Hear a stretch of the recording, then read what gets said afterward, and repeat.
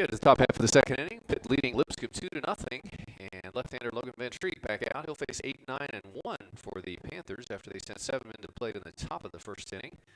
And leading off will be the catcher Johnny Long, sophomore catcher, only 3 at-bats on the season, still looking for his first hit of the season.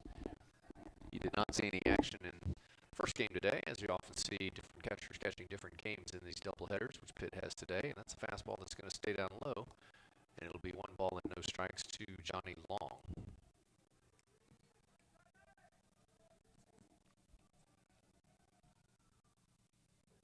That's breaking ball going to stay outside. It's 2 balls and no strikes.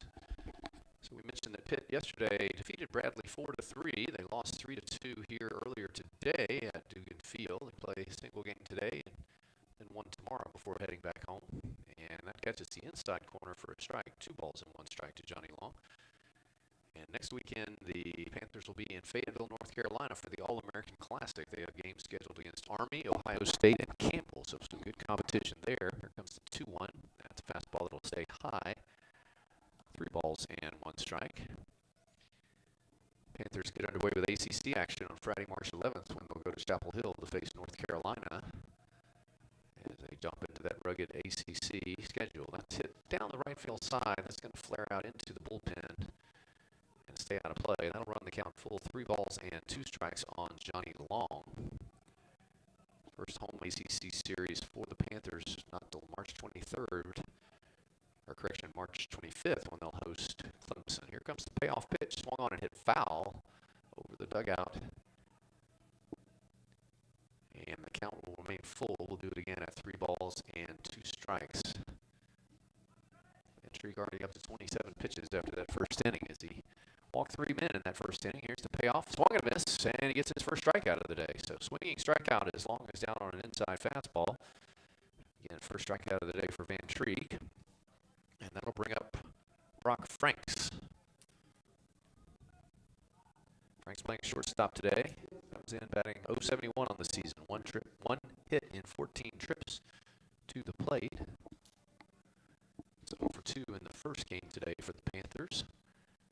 And that one's going to be off the plate for ball 1. Shortstop Ketchup, again, right up the middle, almost behind the bag at second. So a big hole on the left-hand side, but they're playing Franks to pull here as we await the 1-0. And that's a curveball that's going to stay high. 2 balls, no strikes. So again, 5 left-handed hitters in the lineup for Coach Mike Bell and the Panthers today against the left-hander Logan Van Treek. And here's the 2-0, and that's going to be on the outside corner for a strike. 2 balls and 1 strike. Van Treek usually a 91 to 93 mile an hour fastball guy. Again, curveball and changeup that he'll flip in there as well. And here comes the 2-1, and that's foul straight back to the screen. Fastball that he got on his hands, and so it'll be 2-2. Top of the order, and Anderson waits on deck. Again, we're in the top of the second inning, and Pittsburgh is leading Lipscomb 2-0 after they put up 2 runs in the top of the first inning. Here comes the 2-2. Oh, and it hit him. Got him on the elbow, and you can hear that one all the way up here in the booth and through the window. That's a tough spot. I believe he has some type of guard there, and hopefully that's what it hit. Certainly unintentional, as there's no reason that Van Treek would want to put him aboard. So Van Treek continues to struggle a little bit with his command, and we see a little bit of activity starting down in the Bison's bullpen. Throwing down there is Chandler Giles, the sophomore right-hander. We're back to the top of the order, and the center fielder, Jordan Anderson. Anderson grounded out to start the game back in the first inning, so 0 for 1 on the day and now 2 for 16 on the season. And catcher Rudy Maxwell is going to go out and chat with Van Treek. Probably go over some signs. Understand we're having a few audio problems on the broadcast today, so we apologize for that. We're doing what we can to rectify that problem for you.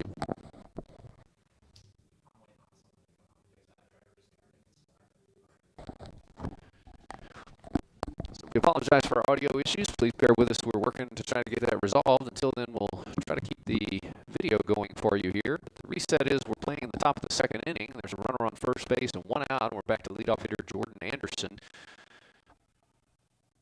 who's facing the left-hander Logan Van Treek.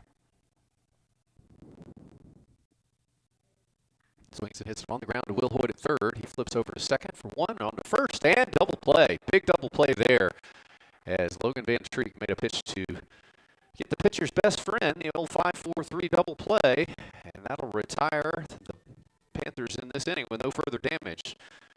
So there were no runs on no hits, nobody left on base. We go to the bottom half of the second. Your score is Pittsburgh 2 and Lipscomb nothing. You're watching Lipscomb Bison's Baseball on YouTube Live.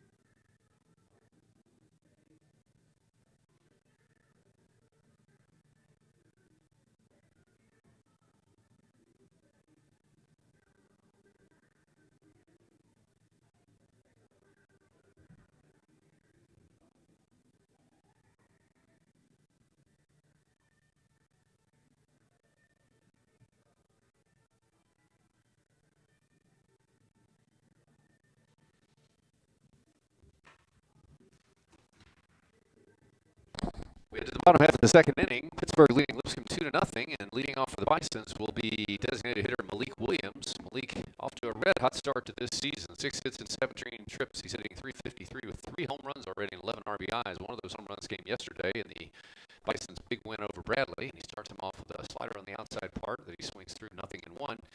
Malik also had a triple in yesterday's game, and so he has really been off to a great start at the plate for the Bisons. Playing a designated hitter today. That's another slider that's going to miss. It'll be a ball and a strike. Maxwell and Shields also due to bat here, as right-hander Logan Evans had a 1-2-3 first inning. And Bisons will see if they can put a little pressure on him here. And Williams swings through an inside fastball there. Is down in the count, 1 ball and 2 strikes. So first year that Evans is with the program, as I mentioned, he's a transfer from Penn State. This is from Saline High School, I'm going to say. I hope I'm not mispronouncing that. That's where he played his ball, and that's a slider just missed off the outside corner. Good pitch, 2-2. In 2020 at Penn State, he had 3 appearances, went 2-1 with 11 strikeouts in 8 innings. And then in 2021 at Penn State, he was pitched exclusively out of the bullpen. Here comes the 2-2, and that's going to be check swing. And did he go? And first base umpire Ben Wood says yes, he did. So inside fastball, and that'll be the second strikeout of the day for the right-hander Logan Evans, as he punches out Williams, brings up the catcher Rudy Maxwell. Rudy also off to a terrific start on the season, .312 average, 5 hits in 16 at-bats, 1 home run and 2 RBIs. That home run was in his first at-bat of the season back on opening day, Friday, a week ago for the Bisons. And Rudy bats with 1 out and the bases empty. Looks at a all-speed pitch for a strike, 0-1. So Evans doing an excellent job getting ahead in these counts, coming right at these Bisons hitters. Here comes the 0-1. Swings through a slider there, and quickly it's 0-2. So we mentioned last season that Evans pitched exclusively in relief, 11 appearances out of the bullpen. He had an 8.16 ERA in 14 1/3 innings with 12 strikeouts and 16 walks. Here's the 0-2, swings at a slider and taps it towards short. Franks is up with it, flips to first, and that'll be the second out of the inning. So 5 up and 5 down so far for the Bisons, and John Shields will bat with 2 outs and the bases empty. Shields off to a good start on the season, 3 hits and 6 trips officially. He's also walked 5 times, so he's got an on-base percentage right now of .727. Gets to start in right field today, and bats with 2 outs and the bases empty here. Evans starts him off with a fastball that'll stay downstairs, 1 ball and no strikes. Stamps would be next if the Bisons can extend the inning here, and Evans really working quickly. which on a cold day I'm sure everyone appreciates. That's a slider that'll stay inside. 2 balls and no strikes to John Shields. We mentioned Shields already with 5 walks on the season. So good plate discipline that John shows. And the 2-0 swings through the slider there, 2-1. So Evans has shown that he'll throw that breaking ball in any count. He's used it very effectively to both sides of the plate here so far. Loved by Hewlett. He's going to take it himself. And another quick 1-2-3 inning for Logan Evans and the Panthers. So nothing doing for the Bisons in the bottom half of the second. We've played 2 full innings. Your score is Pittsburgh 2 and Lipscomb nothing. You're watching Lipscomb Bisons Baseball on YouTube Live.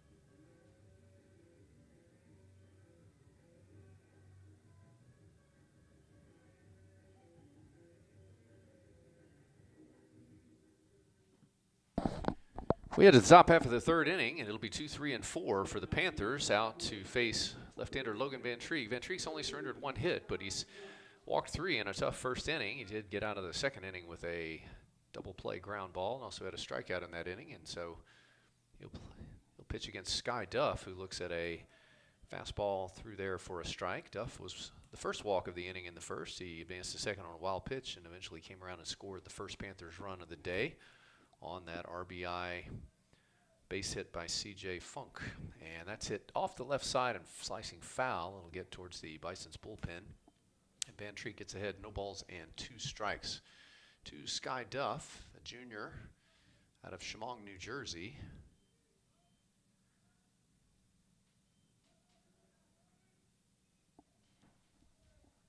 Playing in his 4th season for the Panthers here. And here comes the 0-2, and that's a curveball that's going to stay way high. It'll be 1 ball and 2 strikes. Last season, Duff started in 40 and 42 games that he played in. And he had an excellent season, batting .366 with an on-base percentage of .461. He was 5th in the ACC in batting average as he led the Panthers last season in batting average. Fastball off the plate there, and that'll even the count at 2 balls and 2 strikes. He had 60 hits last year with 2 home runs, 36 runs. He had 21 multiple hit games and 4 multiple RBI games. And here comes the 2-2, just off the plate. Good spot there. He didn't get the call. And that'll run the count full against Sky Duff. Duff at one point last season had a 21-game streak of reaching base and a 13-game hitting streak. So he had an exceptional 2021 campaign. And he swings through a high fastball there for strike 3. And he'll be the first out of the inning and be the 2nd strikeout of the day for Logan Van Treek.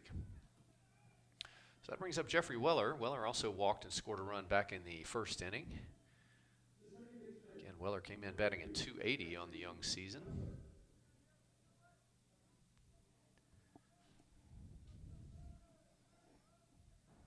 He'll bat with 1 out and bases empty. Shows bunt, takes a pitch high for ball 1. So we mentioned Coach Mike Bell. He's in his 4th season, head coach at Pitt. He's just the 5th head coach in Pitt baseball history. And he joined Pitt coming after being the associate head coach at Florida State. And swinging through an off-speed pitch there as Weller, and leaving the count at a ball and a strike. And as we mentioned last year, most successful season Pitt's ever had in the ACC. They had program record for ranking in the polls as they got up to 14th in Baseball America at one point. Shows bunt, fastball stays outside, 2-1. They were in the polls for 9 consecutive weeks, ended with an RPI of 50, and had a really tough schedule last year. Strength of schedule was rated 30th in the country. And they wound up with 16 ACC wins last season. Here comes the 2-1, and that's going to stay high and away as well with a fastball. So 3-1 to Weller. Another point of note is that Pitt went 18-12 against teams that made the NCAA tournament last year, and that was tied for second best in the country. So the Panthers had an exceptional season in 2021. And for the second time today, Weller is aboard via the walk from Logan Van Treek.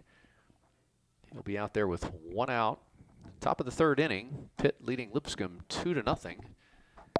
And that'll bring up the DH Tatum Levens, who flew out to right fielder John Shields back in the 1st inning.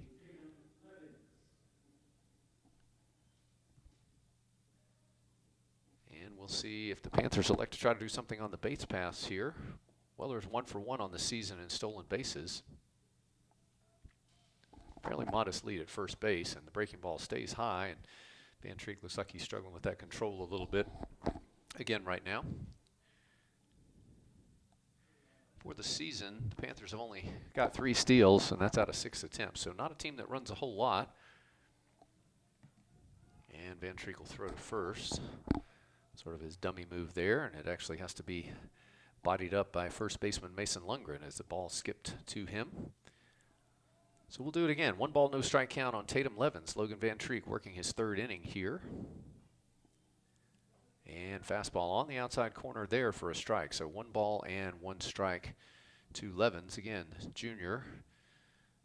Normally catchers working in the designated hitter in this game today. And he's out of Langhorne, Pennsylvania. And here comes the 1-1. Oh, that hit him. Perhaps it didn't. I thought that hit him. Looks like he just got out of the way. That was a fastball that stayed high and inside. So Levens is still alive. The count will be 2 balls and 1 strike now. Levens a transfer from La Salle, where he's played the last 3 seasons. And again, a throw will go to first. Last year he was All-Region 2nd team and All-Atlantic 10 Conference 2nd team. And twice it was the Atlantic 10 Player of the Week. So I believe there are a total of 16 transfers on the Pitt roster this spring, so a lot of new faces for the Panthers coming off that successful season, and that one did hit him. So second hit by pitch of the day for Van Treek, and that'll put Levens aboard, and once again 2 on and 1 out after a walk and a hit by pitch. And again, a little uncharacteristic for Logan Van Treek. Not what we're accustomed to seeing out of him. And it looks like Coach Jeff beforehand is going to go to the mound, and that's going to do it for the left-hander. We're going to have a pitching change. We'll step aside, and as we do, we'll remind you we're playing the top of the 3rd inning, and your score is Pitt 2 and Lipscomb 0. You're watching Lipscomb Bison's Baseball on YouTube Live.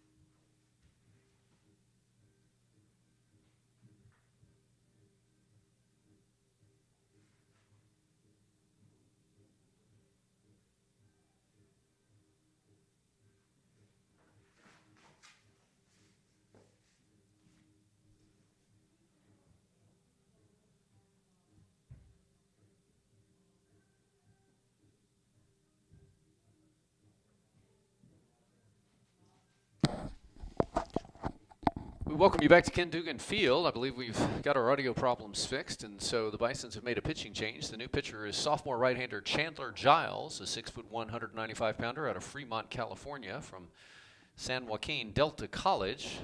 Giles making his second appearance on the season. He pitched in relief last Saturday, pitched an inning and 2/3, gave up 3 hits, 1 walk, and 3 strikeouts against Akron. And he inherits a situation of 2 men on and 1 out here in the top half of the 3rd inning. Weller, your runner at second, Levens, your runner at first, and Kyle Hess stands in. And Hess walked back in the 1st inning as well. He comes in batting .304 on the season, 2 home runs and 6 RBI. So a big moment earlier in the game for the Panthers, who already lead Lipscomb 2-0. Logan Van Treek exits after 2 1/3. The 2 men aboard are his responsibility. And so Hess looks for the first pitch from Giles. And he swings through an off-speed pitch, 0-1. So Chandler Giles, a 3-pitch mix, Coach Warhan telling us. Got a fastball, curveball, and changeup that you'll see. Been one of the most effective pitchers this spring for the Bisons. So one of the new faces in the Bisons bullpen this year. A lot of new faces out there, and Giles is one of them. And here comes the 0-1, and that's a fastball that's going to be low, blocked by Maxwell. The count will even at a ball and a strike. So just to recap the inning, Duff struck out swinging, and then a walk to Weller and a hit by pitch to Levens, and that was the end of the day for Logan Van Treek as he exited and hands the ball to Chandler Giles. And we await the 1-1 pitch to Kyle Hess. That one's going to stay high and away, and it's 2 balls and 1 strike.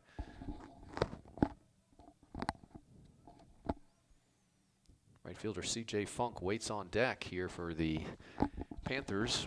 In the first game today, Pittsburgh out-hit Bradley 8-6, but Bradley outscored them 3-2. So this is a lineup for Pitt that can certainly put the ball in play. He swings through an off-speed pitch there, and it's 2-2. As it looked like he pulled a string on a changeup there. So 2 balls, 2 strikes, 2 on, 1 out, top of the 3rd inning. Panthers have 2 runs in, courtesy of only 1 hit as Logan Van Treek struggled with a bit of control.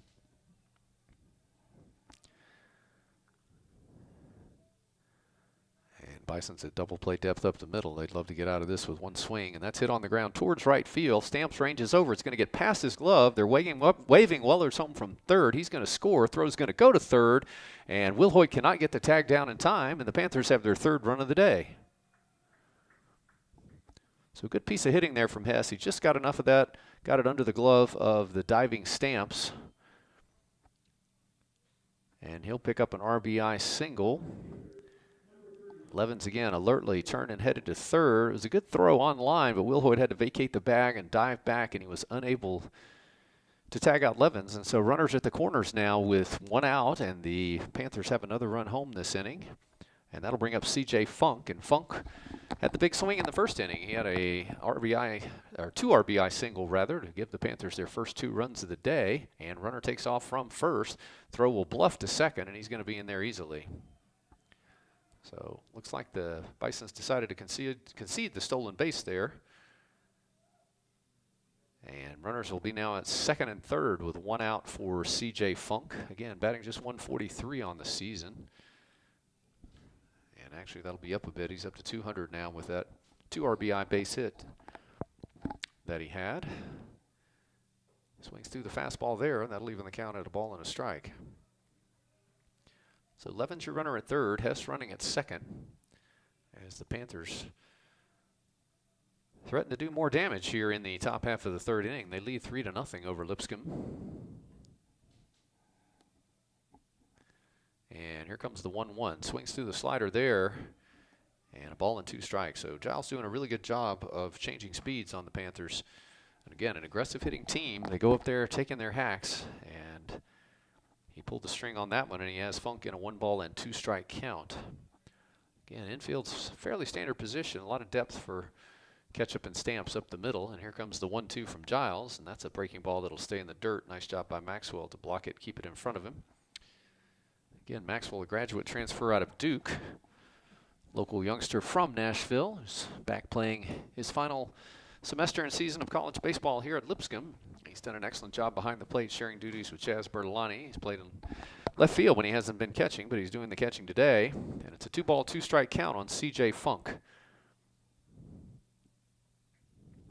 That's going to stay down as well. So 3 balls, 2 strikes. Funk doing a good job with bat discipline here.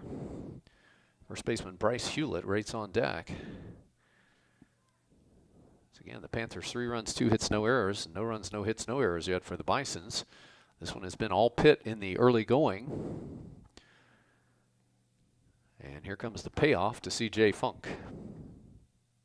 Swung on and fouled out of play. That was like a slider on the outside part of the plate that he reached and spoiled to stay alive. So a good piece of hitting there from Funk. And we'll do it again.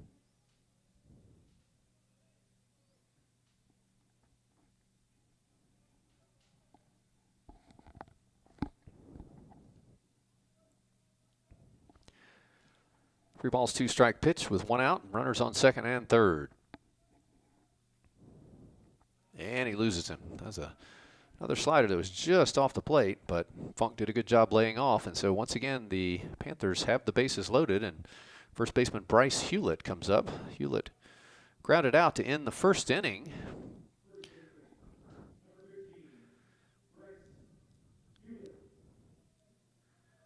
Batting .278 on the season, batting .250 with runners in scoring position.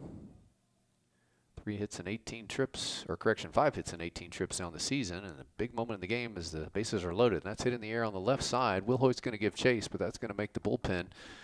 And it will be strike 1. So recapping the inning, Duff struck out, then a walk to Weller. Evans was hit by a pitch. Giles came on in relief and surrendered an RBI base hit to Hess, which plated a run. And then Giles has just walked Funk, and so now Hewlett bats with the bases loaded and 1 out here, top of the third inning. And that's a fastball that'll stay high. Evens the count at a ball and a strike. Catcher Johnny Long waits on deck.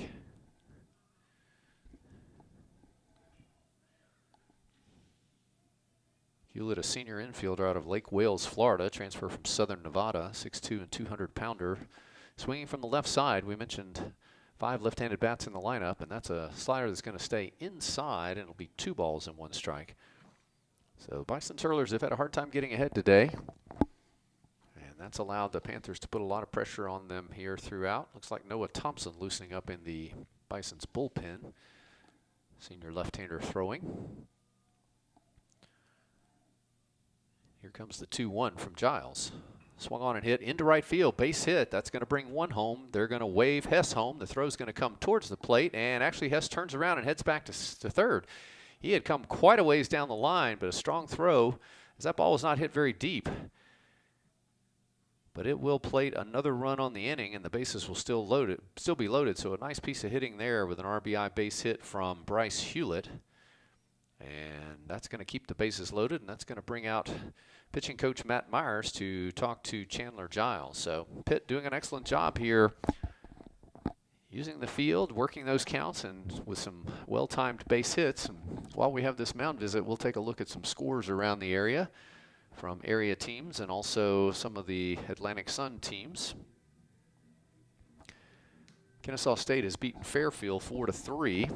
Tennessee all over Iona today. 29-0 was the final. I believe they scored 23 runs yesterday. So the Volunteers offense hitting on all cylinders here. We've got Southern Miss leading Jacksonville State 2-1 in the bottom half of the 6th inning. Austin Peay has beaten Bowling Green 9-0. Ohio leads Eastern Kentucky 4-2 in the bottom of the 6th.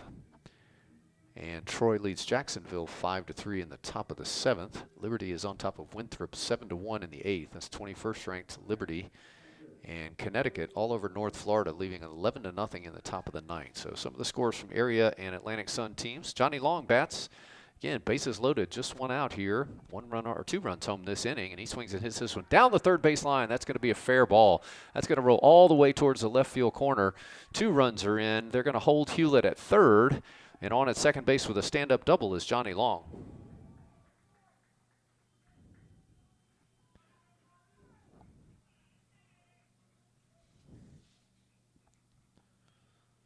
So 4 runs in the inning now, courtesy of those 2 base hits. And back-to-back hits for the Panthers have put them up now 6-0 as they've hung a 4 spot in this inning and still batting with only 1 out and runners at second and third. And that'll bring up Brock Franks, and it looks like that we're going to have a pitching change. So we'll step aside once again, and we'll remind you that it's the third inning. Pitt has stretched their lead to 6-0. You're watching Lipscomb Bison's baseball on YouTube Live.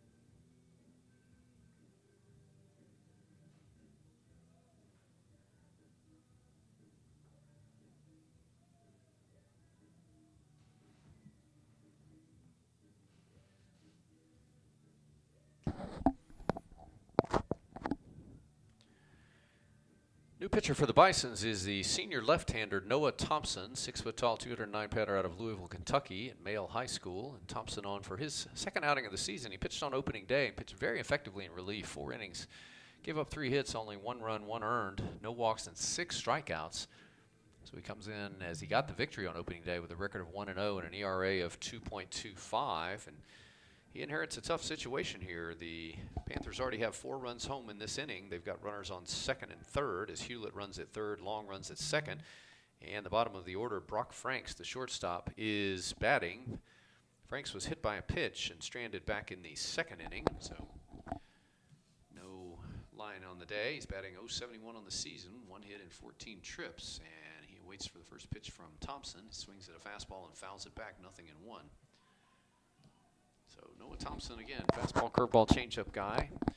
Likes to come right at hitters. A young man who's pitched a lot here for Lipscomb throughout his career. Pitched as a starter, as a freshman and sophomore. Missed a couple of seasons for injury. And glad to see him back for a senior campaign here, Noah Thompson. And here comes the 0-1 from Thompson to Franks. Swung on and foul back again, 0-2. Top of the order, Anderson waits on deck.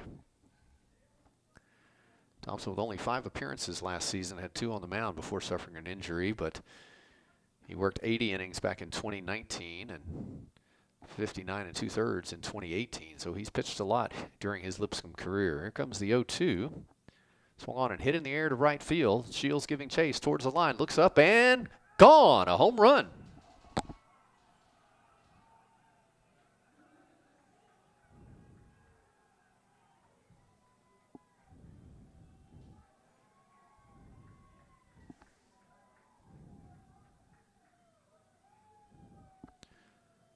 So big hit off the bat of Brock Franks as he gets his second hit of the season. And it's a big one, a 3-run home run that he hit way over the right field fence. And that's 7 runs in the inning for the Panthers. And we're back to the top of the order. And Jordan Anderson still just 1 out. Base is empty now. Anderson batting for the 3rd time. He's grounded out twice. In the first inning, he grounded out at second base. In the second inning, he hit into a 5-4-3 double play. So Anderson, 2 hits on 17 trips on the season, and he's waiting to get on track. He drops a bunt down the third base line. Wilhoit fields it, throws on the run. Nice play there, Trace Wilhoit. Not a bad bunt. Went straight down the third base line. Wilhoit never hesitated. Came and picked it up and threw to first base on the run to retire Anderson, who runs well. So Anderson retired for the third time of the day on that attempted bunt. And with 2 outs, we'll go back to the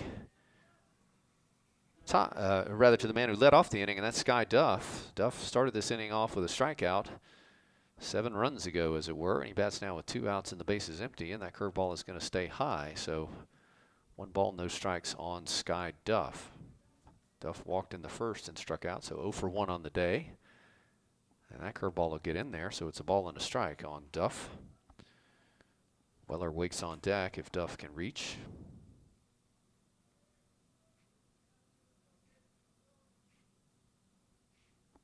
Fastball swings through there. Good fastball from Noah Thompson. And it's strike 2, so 1 ball and 2 strikes on Sky Duff. Thompson got ahead of Franks, but he got that fastball on the inside part. Franks turned on it and hit it over the right field wall with some despair. And there's a strikeout of Duff. So Duff strikes out for the 2nd time of the inning. The throw will go down to first, and he's the 3rd out. But the Panthers do a whole lot of damage. They wind up picking up 7 runs, courtesy of just 3 hits. No errors and no one left on base. And your new score as we head to the bottom of the 3rd is Pittsburgh 9 and Lipscomb nothing. You're watching Lipscomb Bison's Baseball on YouTube Live.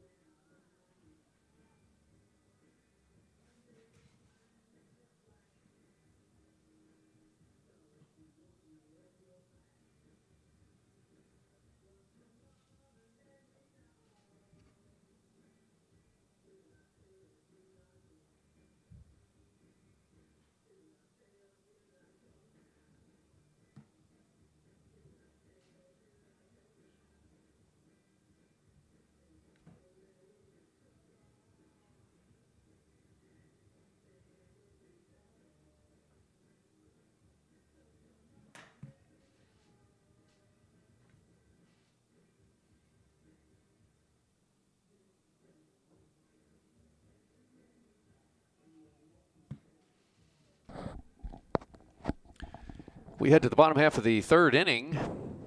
Logan Evans back out on the mound for the Panthers. He has been in complete command thus far. Retired 6 of the hitters he's faced in a row with 2 strikeouts. And Bisons haven't gotten the ball out of the infield yet. No hits on the day.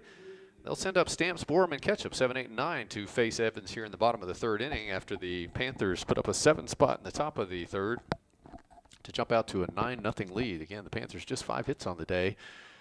Bison's pitching staff has struggled commanding the zone, and that's a ball hit in the air to center field. Anderson's going to take a couple steps in, and with 1 pitch, Stamps will be retired for the 1st out of the inning. So 7 up, 7 down now, and Tiger Borum will stand in. Borum hitting .333 on the young season, 2 hits and 6 trips, no homers and 2 RBIs. Getting the start in left field today. And he will stand in and see if the Bisons can get something going against Logan Evans, who has really settled in and pounded the zone so far for the Panthers. Shows bunt, pulls back, takes a fastball there, strike 1. Lights are on here at Dugan Field. As we mentioned, it's overcast skies, 38 degrees at game time. We expect that to be dropping throughout the game. And so the lights are on, and it's a blustery day here for sure. And here comes the 0-1, and it's downstairs for a ball and a strike. That has not stopped this Panthers offense. They have been red hot despite the cold temperatures. And Borum awaits the 1-1 offering from Logan Evans. Swings through something that took a little something off there, it looked like. Might have been a changeup. It's 1 ball, 2 strikes. Again, Ketchup waits on deck for the Bisons. Here comes the 1-2 to Borum. Swings through that one, strike 3. So 3rd strikeout on the day as Logan Evans, just stays in a groove. And with 2 outs and the bases empty, Caleb Ketchup will stand in there. Ketchup off to a solid start, .273 on his 1st season as a Bison. Sophomore shortstop transfer from the University of Georgia, 3 hits on 11 trips. And he'll see if he can get something going here for the Bisons in the bottom of the 3rd. Looks at a fastball downstairs, 1 ball and no strikes. Top of the order, and Maddox Houghton would be next. Again, so far 8 in a row retired by Logan Evans. Here comes the 1-0, and he swings that and taps it foul. That'll even the count at a ball and a strike on Ketchup. Ketchup also has 4 walks on the season. 2 go along with those base hits that he has. Here comes the 1-1. Swung on and hit on the ground a second. Weller's going to field it. He's going to flip to first, and it's the 3rd straight 1-2-3 inning for the right-hander Logan Evans. Nothing doing for the Bisons. We have played 3 full innings, and your score: Pittsburgh 9, Lipscomb nothing. You're watching Lipscomb Bisons baseball on YouTube Live.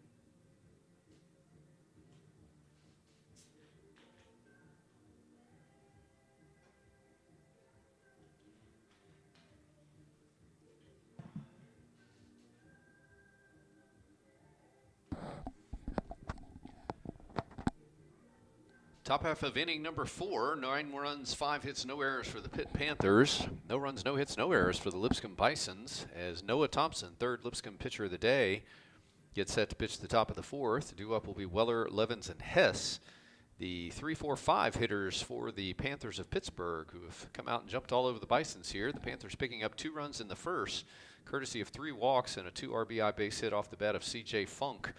They were retired in the 2nd, but batted around in the 3rd, putting up 7 runs in that inning, as they had 4 base hits, including the home run off the bat of Brock Franks. And Weller gets set to start, and he looks at an off-speed pitch out over the outside corner of the plate, 0-1. Weller has walked twice and scored twice, so been on base twice and got 2 runs to show for it. Another curveball in there, 0-2 as Thompson works ahead. Again, Weller batting .280 coming into this game. 1 homer, 5 RBIs on the season. Senior second baseman. And fastball's going to miss inside. It'll be 1 ball and 2 strikes.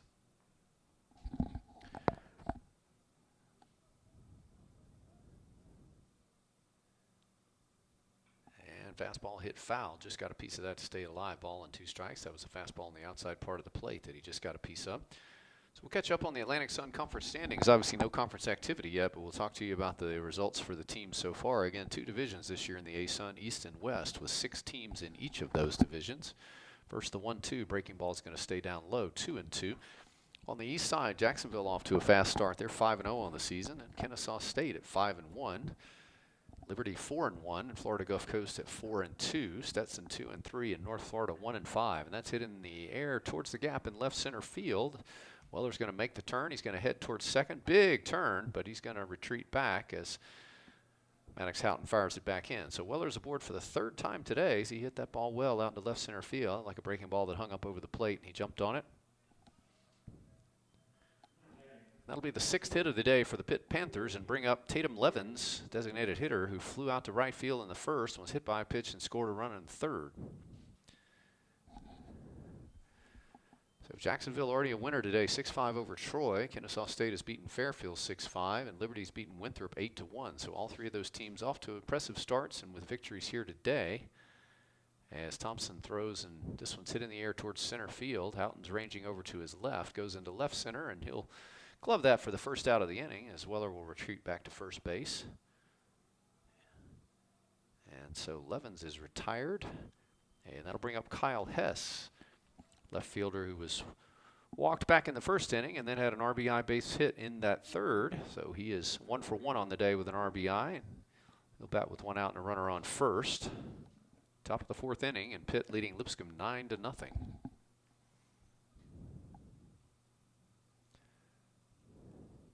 Breaking ball in the dirt there, and that'll stay low for 1 ball, no strike count. Weller was bluffing that he was running there. Stetson has lost today to Columbia, 8-3, and Connecticut has defeated North Florida. So North Florida off to a slow start at 1-5. Stetson 2-3 on the young season. Throw goes over to first. And that's your ASUN East. On the Western Division, Lipscomb has the best record in the division coming into today. They're 3-1 after their 14-0 win over Bradley yesterday. And Thompson will again, he's got him picked off. They've got him hung up. They're throwing towards second. Weller's going to retreat to first, and they don't get him because there was a miscommunication there. So defensive mistake there for the Bisons. Had him picked off. First baseman Lundgren came off through to second where shortstop Ketchup was covering. But then as Weller retreated towards first base, a little mix-up on who was going to get the bag, and the throw eventually came back to Lundgren, and he couldn't put the tag down. So missed opportunity there for the Bisons to get a cheap out. And we got a discussion between Coach Mike Bell and the first base umpire, Ben Wood. And I'm not sure what Coach Bell is arguing. He might have argued about some degree of interference happening there. But nonetheless, the result of the play is that Weller's still going to be at first base. There's still 1 out, and there's still a 1 ball, no strike count on Kyle Hess. And there's a ball hit in the air to right field. Going back, his shield still going back. Looks up, and it's gone. Home run.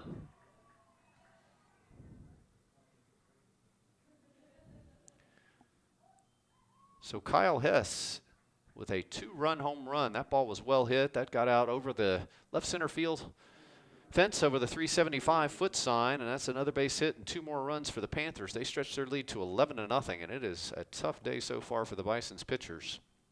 Lipscomb on the receiving end of what they did yesterday to Bradley as they put up 14. And today it's been all Pitt as they now lead 11-0 at that 2-run home run off the bat of Kyle Hess. And C.J. Funk will bat with the bases empty and 1 out, and he looks at a strike. No balls and 1 strike. Funk had a 2 RBI single back in the first to put up the first 2 runs for the Panthers. He walked and scored a run in the third, so he's been on base twice. And he looks at that one for a strike. No balls and 2 strikes to C.J. Funk.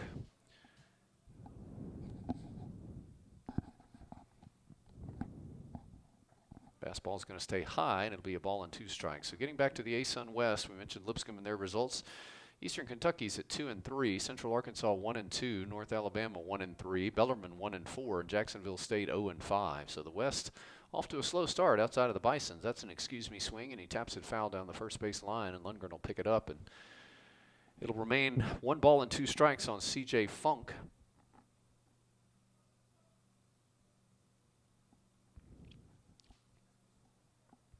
Yesterday's activity, Eastern Kentucky picked up a 4-3 win against Ohio, and North Alabama beat Cincinnati 5-2 for their first win of the year.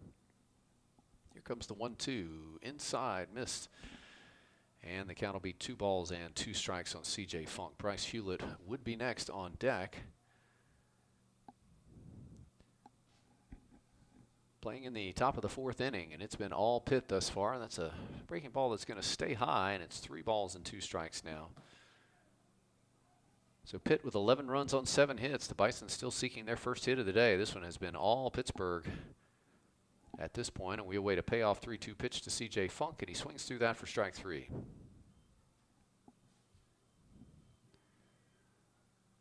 Second strikeout for Noah Thompson, and that'll be the 2nd out of the inning, and that'll bring up first baseman Bryce Hewlett. Hewlett grounded out back in the first and had an RBI single back in the 3rd inning. So he's 1 for 2 on the day with an RBI, and he looks at a pitch off the plate for ball 1. Again, same 2 teams tomorrow. First pitch will be at 1 p.m. Central Time for the final game of this Music City Classic. Breaking ball catches the outside corner, evens the count, a ball and a strike. Bradley having already completed their action here after going 1 win against 2 defeats, and there's a strike on the outside corner. That makes the count a ball and 2 strikes. Bisons with 1 win so far, but a long hill to climb here today, and the Panthers 1-1 coming into this action that we have underway, and a swung on hit off the end of the bat. It's going to be off the glove of Ketchup into left field. That was hit softly. Nice piece of hitting there. Hewlett fought it off, and we'll see how they rule that as that came off the glove of Ketchup. He had a chance to glove it as he went to his left, and it kicked off the heel of the glove, and we'll await the official score on that one.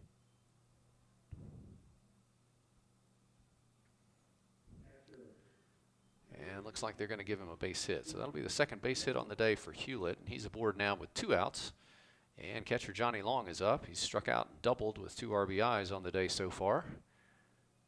Runner at second and 2 outs now, and that's going to be a breaking ball that stays downstairs for 1 ball and no strike. So Bison's hurlers having a hard time getting ahead today in the counts, and that's certainly limited them somewhat. The Panthers have been patient, attacking balls in the zone, but really laying off any of those things outside the zone here and showing good plate discipline all around. And that's hit way out of here on the left side, foul. He jumped all over that fastball and did not miss it, but it's a long and loud strike 1.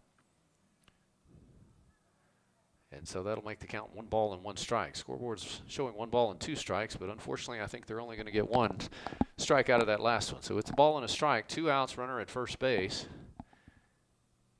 And curveball's going to get in there, and that will now be strike 2.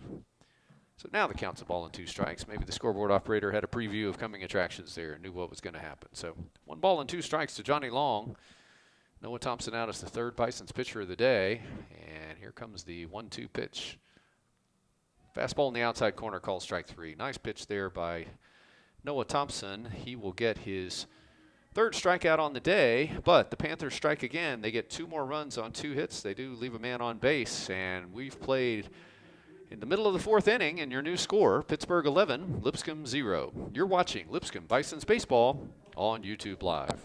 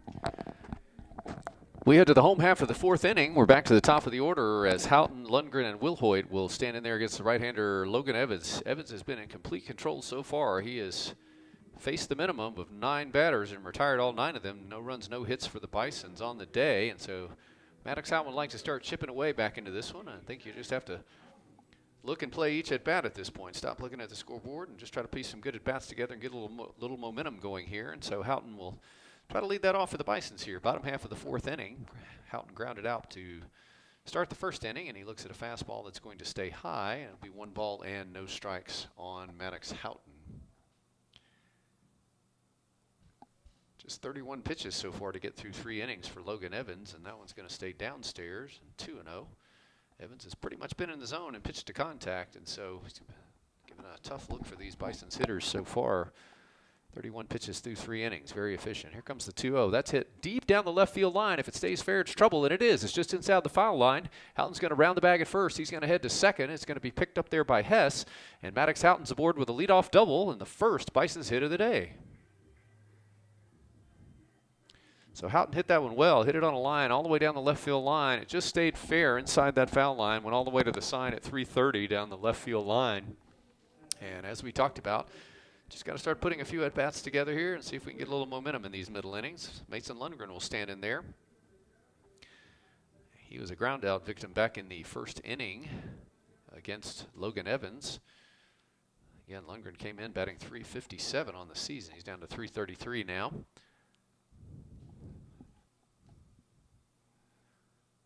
And he swings through that one, 0-1. Again, outfield fairly straight away and fairly deep. Hess in left field is what I would call A little bit of plus depth out there. Infield at normal position and depth.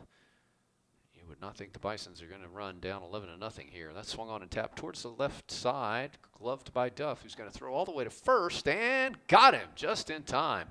Really nice play by Duff there. Duff had to backhand or go backwards and throw that one off his back foot. Tough chance there, but a really strong throw that Duff made, and he retires Lundgren, who runs pretty well.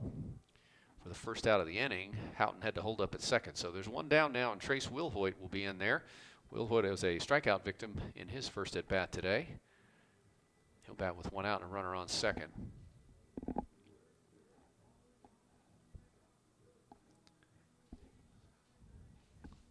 Duff showing some excellent glove work there, the junior infielder.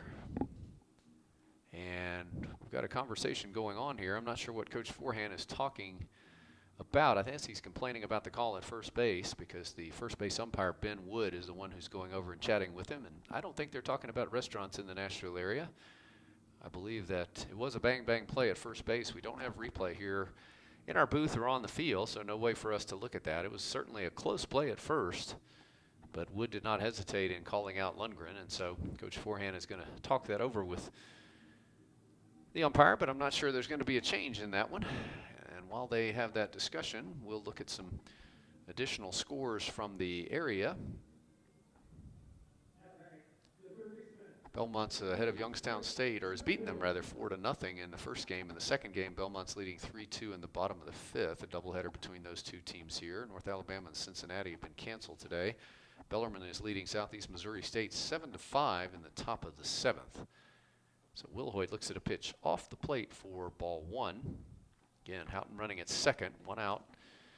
Bottom of the fourth inning, and this one's been all Pittsburgh. 11-0 they lead here after scoring 2 in the first, 7 in the third, and 2 in the fourth inning. A couple of home runs on the day for the Panthers. Here comes the 1-0. That's tapped foul. Looks like he jammed him inside. It'll be a ball and a strike on Wilhoit. Florida Gulf Coast and Bethune-Cookman will play later tonight. Tennessee Martin and Alabama State likewise playing later.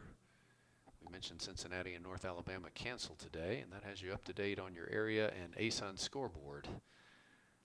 Here comes the 1-1. That's through there for a strike. Fastball right down the gullet. So it'll be a ball and 2 strikes on Trace Wilhoit. Malik Williams waits on deck. Again, Logan Evans, other than that leadoff double surrender to Maddox out in this inning, he has very much been in command, keeping these Bison's hitters off their rhythm so far today. Here comes the 1-2 pitch to Trace Wilhoit, and it's an off-speed pitch, and he stays alive by hitting it foul, a ball and 2 strikes.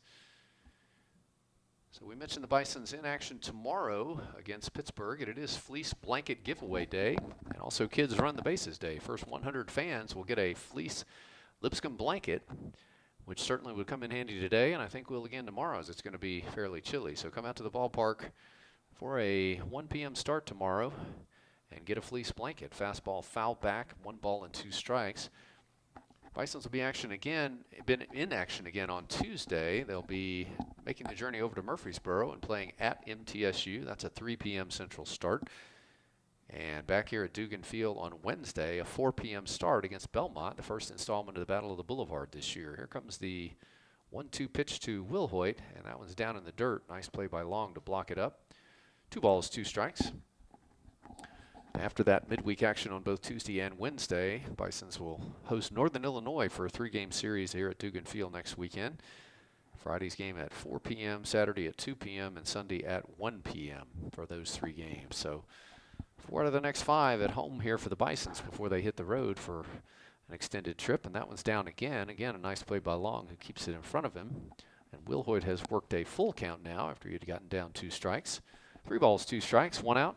Houghton, your runner at second. He's out there courtesy of a leadoff double in this inning.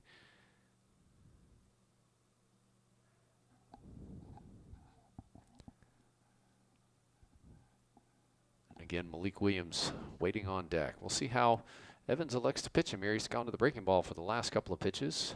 Goes fastball and gets him there. Outside part of the plate. Nice pitch there. So Wilhoit is down on strikes for the 2nd time today, and that'll be the 4th strikeout overall for Logan Evans. And now with 2 outs, Malik Williams will stand in there. Malik was one of those strikeout victims back in the Second inning.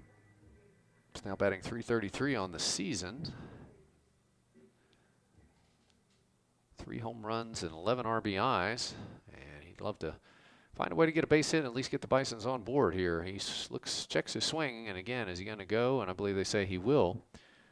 Could not hold up. Same pitch that he was retired on back in the second inning. And he gets down in the count, no balls and 1 strike.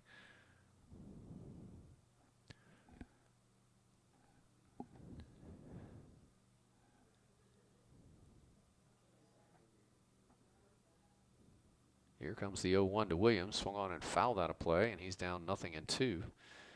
So again, Evans doing very much what he did in his first start last weekend. We mentioned he started against Canisius, went 7 innings in that start, only gave up 4 hits, did not surrender a run, walked 1 and struck out 4. And again, to go 7 innings, your first outing of the season, suggests that he was really pitching to contact and keeping himself in the ballgame, and he is doing that so far here today. 44 pitches through the first 3 2/3. And here comes the 0-2 pitch to Malik Williams. Fastball just missed downstairs. Good location, but Williams lays off of it, and that'll make the count a ball and 2 strikes. Rudy Maxwell waits on deck if Malik were able to extend the inning here.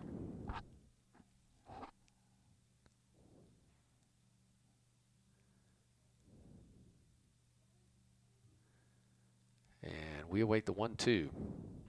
Taps it off the end of the bat. It's going to be gloved by Hewlett.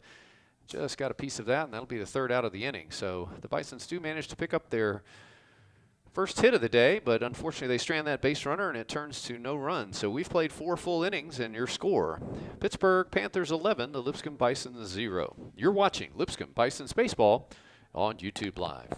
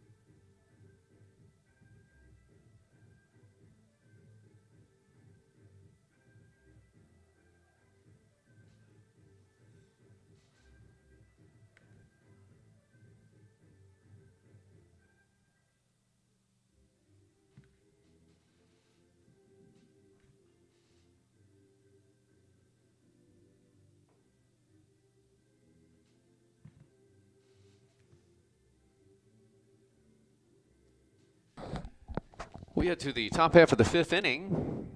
It'll be 9-1-2. Franks, Anderson, and Duff for the Panthers due up to face left-hander Noah Thompson. Thompson working down his 3rd inning. He came on back in the 3rd inning in relief of Chandler Giles. Logan Van Treek started, so 3 pitchers used today so far, and hasn't really much mattered. It hasn't slowed up this Pitt offense as they lead 11-0.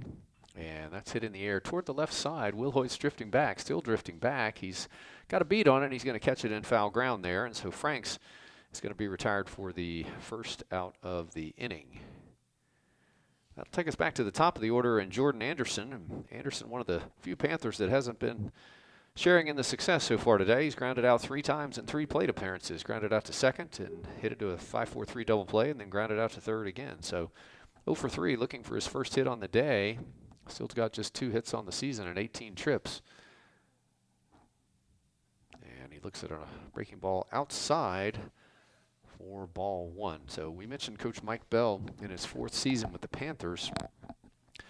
Bell also served as the pitching coach last season, and That's hit in the air towards left field softly. That's probably going to get down. And nope, coming on and making the grab was Borum. I thought that was going to get down. Borum seemed to go back initially, and the ball was hit very softly, and he had a long run and was able to grab it for the second out of the inning. And so Anderson is retired for the 4th time on that shallow fly to left field. So 2 quick outs for Noah Thompson.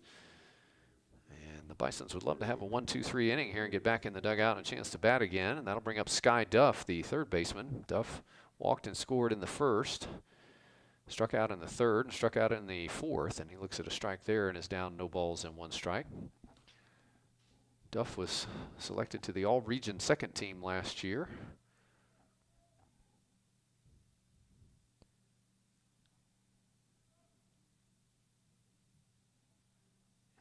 Ended the season on a 13-game hitting streak last year, and that's a fastball that's going to miss away.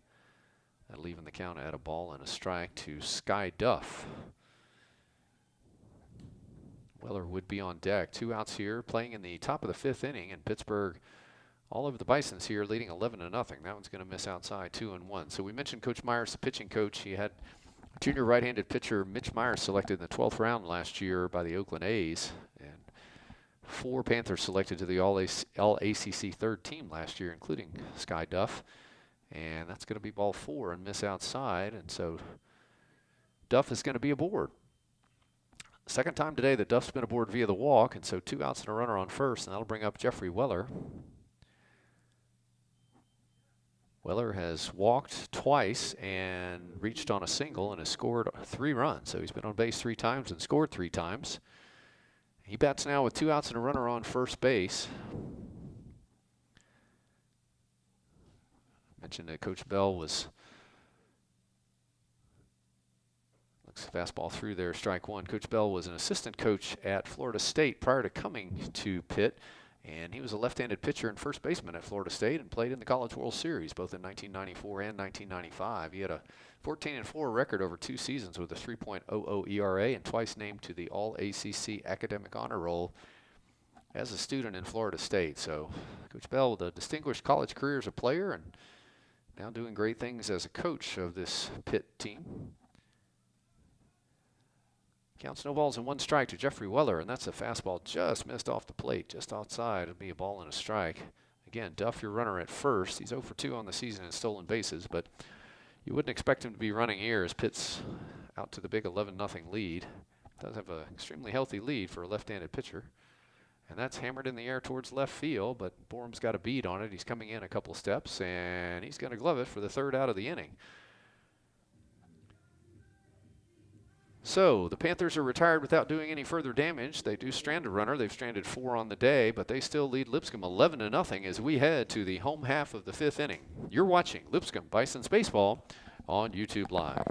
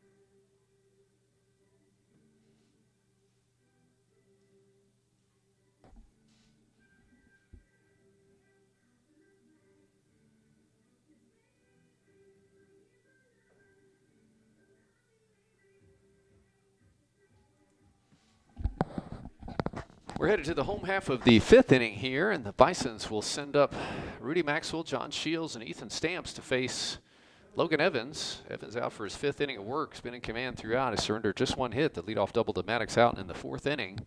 And that's been the only Bisons base runner so far, as the Bisons have had a tough day at the plate against the fine sophomore right-hander Logan Evans. Maxwell grounded out back in the 2nd inning. Came in batting .312 on the season, 1 homer and 2 RBIs, and he looks at a fastball in the outside corner, and that'll be strike one. You'd have to wonder if Maxwell may have ever faced Evans before. As both used to play in the ACC. Evans was at Penn State, Maxwell at Duke, but we'll have to ask Rudy about that one. That's hit in the air towards center field. Anderson takes a few steps over, and he's going to glove it for the first out of the inning, and Maxwell is retired. Bring up John Shields, grounded out to first baseman Hewlett unassisted back in the second inning, so he's 0 for 1 on the day. So Pitt's been playing college baseball since 1869. They were known as the University Nine back there, and their very first game was a 21-20 win. So quite a debut for a baseball program. There's a strike over the outside corner, 0-1. And they didn't lose a single game in their first season. It wasn't until 1870 when they lost their first game. And so Pitt baseball, a lot of history in there. That's a swinging strike two, and quickly Evans is ahead. No balls and 2 strikes. Looking through the history of the program, some noteworthy names. One of them, Mike Ditka. Ditka was lettered in basketball, baseball, and football for the Panthers. And strike 3, good breaking ball in the outside corner, and Maxwell was frozen by that one. He's called out on strikes for the second out of the inning. 5 strikeouts now for Logan Evans, and Ethan Stamps will stand in, and he flew out to center field in his first trip. And Evans is working another very quick and efficient inning here.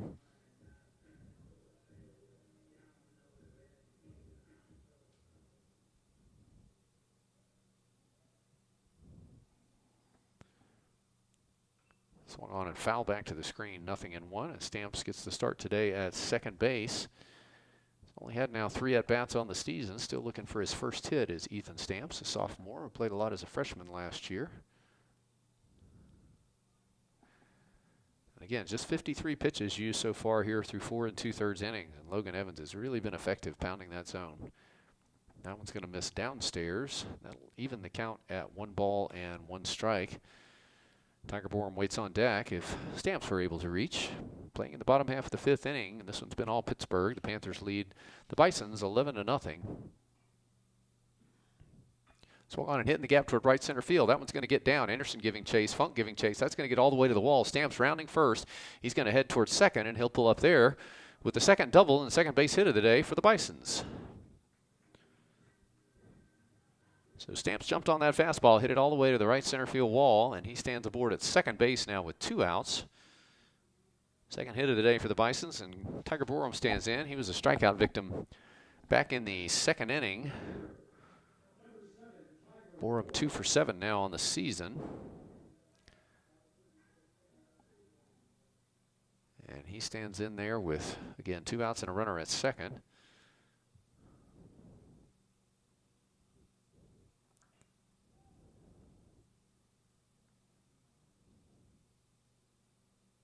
And that's a fastball on the outside part of the plate. So really good movement still on that fastball. Does not look like Evans has really lost anything on it. It's got a little bit of arm side run to it as he delivers it in there.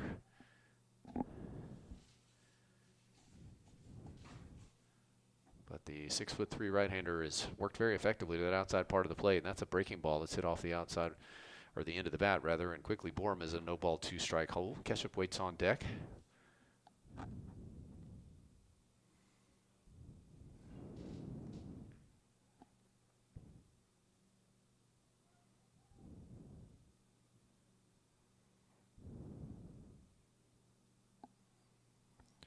So we await the 0-2 pitch to Borum from Evans. Swung and hit off the end of the bat softly towards shortstop, and Franks is going to glove it harmlessly for the 3rd out of the inning. So the Bisons will strand another runner. They do collect their second base hit on the day, but nothing doing as far as offense otherwise. We've got 5 innings in the books from Ken Dugan Field in Nashville, Tennessee. Your score: Pitt Panthers 11, the Lipscomb Bisons 0. You're watching Lipscomb Bisons Baseball on YouTube Live.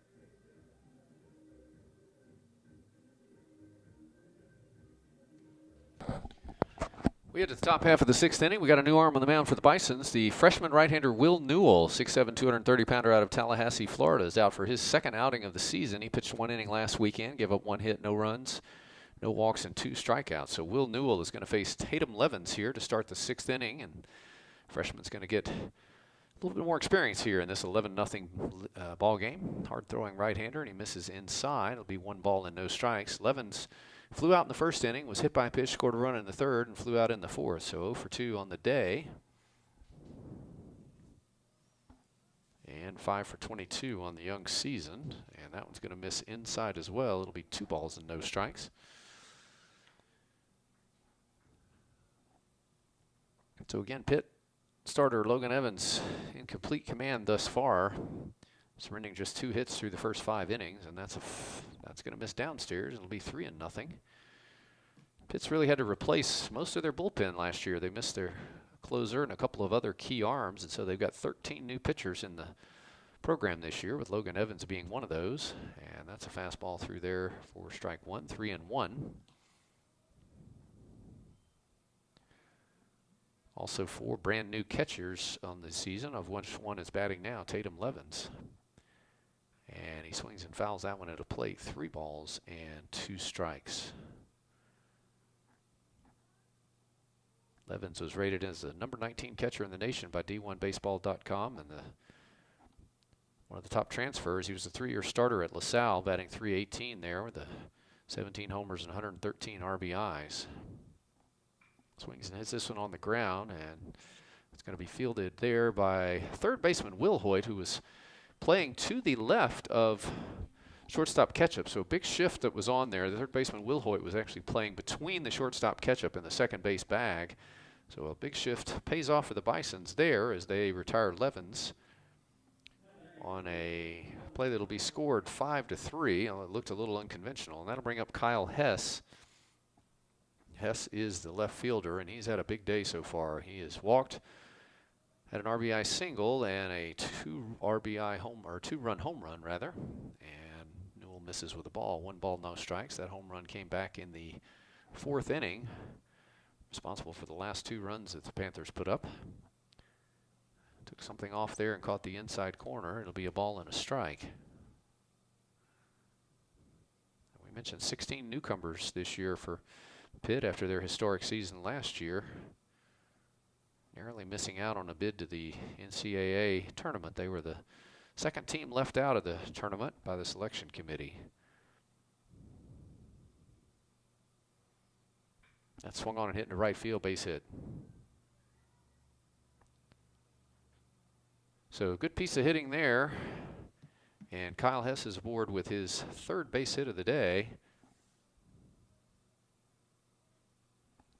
That's going to be the 9th hit for the Panthers, and that's going to bring up right fielder C.J. Funk. Funk had a RBI single. Actually, 2 RBIs came on that single back in the first. He walked and struck out. So 1 for 2 on the day with a couple of RBIs. And one correction, earlier I had announced that tomorrow's game time is 1 p.m. Central. It's actually a noon Central start tomorrow. So 12 noon start Central time for the final game of this Music City Classic and the second game between these 2 teams. That's a breaking ball that stays inside. And the count is a ball and no strikes on C.J. Funk.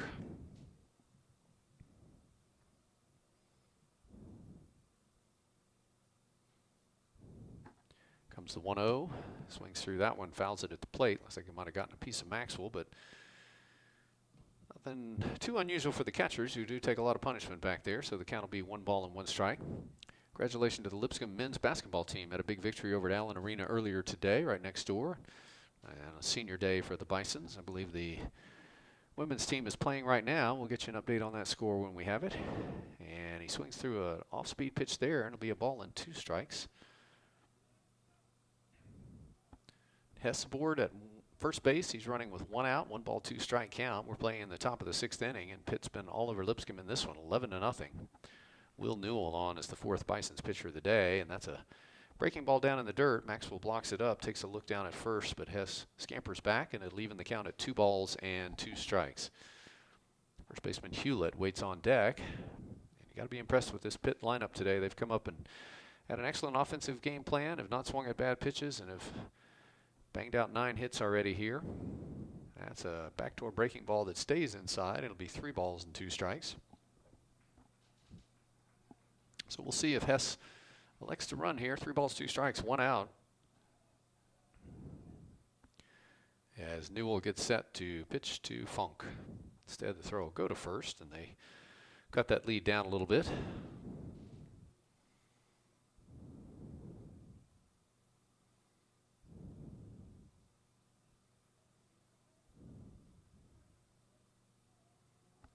Here comes the payoff pitch from Will Newell. That's going to bounce up there, so it'll be ball 4. So Hess will trot down to second base, and Funk will be on at first, and there'll be 1 out, and Bryce Hewlett will bat. Hewlett grounded out back in the first, had an RBI base hit in the third, and another base hit in the fourth. So he's 2 for 3 on the day.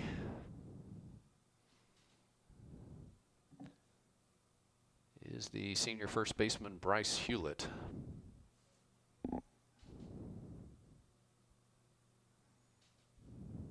Swung on and hit in the gap in left center field. That's going to get down in front of Borum.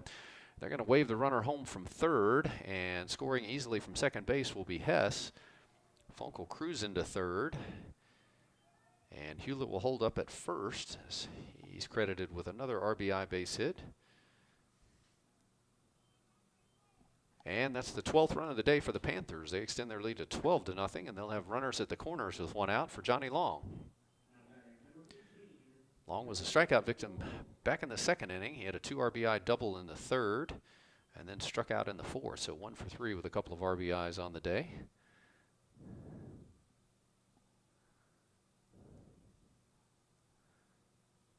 And swung on and hit towards short. Ketchup has to back up, throws to second, gets him in time, no throw at first, and so that'll score a run on the fielder's choice. Ball was not hit very sharply. Ketchup had to back up. It'll go down 6-4 for the second out of the inning, but run will score, the 13th run of the day for the Panthers, as Hewlett is cut down on the base path. And Long reaches on that fielder's choice. And batting with 2 outs, shortstop Bryce Frank. He takes a strike through there, 0-1. Frank was hit by a pitch in the second. He homered. A long 3-run shot in the third, and then flew out, or popped out rather, to third base in the fifth. So 1 for 2 on the day with a home run. That one goes low, and it'll even the count at 1 ball and 1 strike. Newell likes to work quickly here.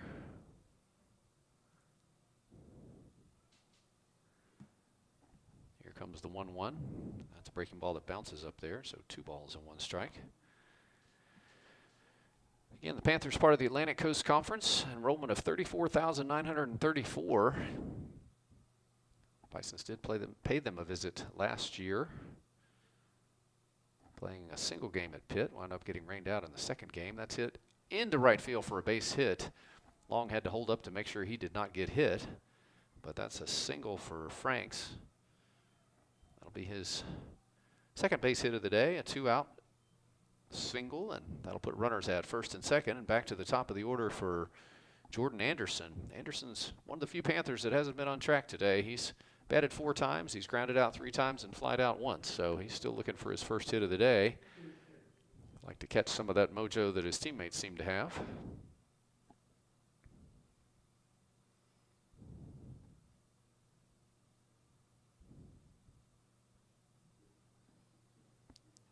Catcher Rudy Maxwell is going to go out and chat with Will Newell as they go over the sign system again now with the runner at second base. So the Panthers do have an on-campus stadium, Charles Cost Field, where the Bisons played last year. Seats about 900 people, a synthetic surface right on the edge of the Pittsburgh campus. It opened back in 2011. And as we mentioned, the Panthers won't be home until March the 15th when they host Bucknell. They start the season with all of their early games on the road, as we often see with a lot of teams based in the north and northeast.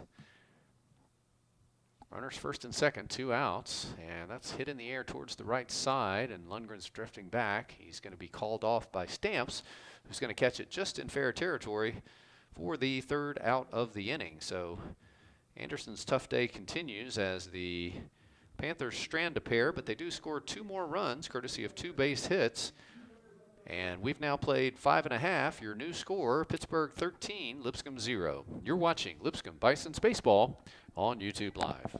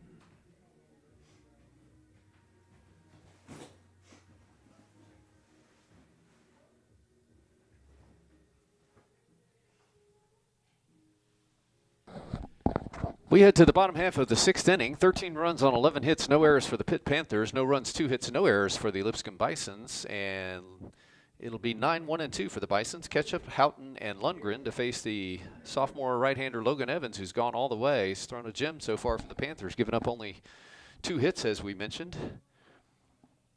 Not walked anyone and struck out 5 and thrown just 59 pitches through those first 5 innings. So the Bisons like to get something going here in the bottom of the 6th, and he starts Ketchup with a fastball in the outside corner, 0-1.